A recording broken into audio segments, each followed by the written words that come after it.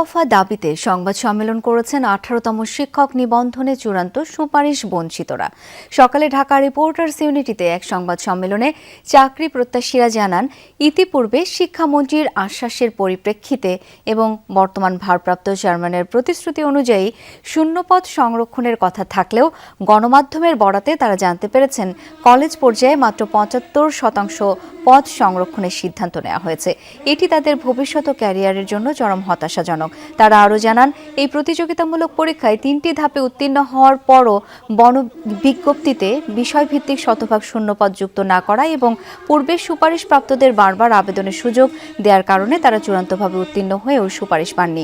ফলে তারা চরম সামাজিক হেয়, প্রতিপন্নতা ও অমানবিক জীবনযাপন করছেন।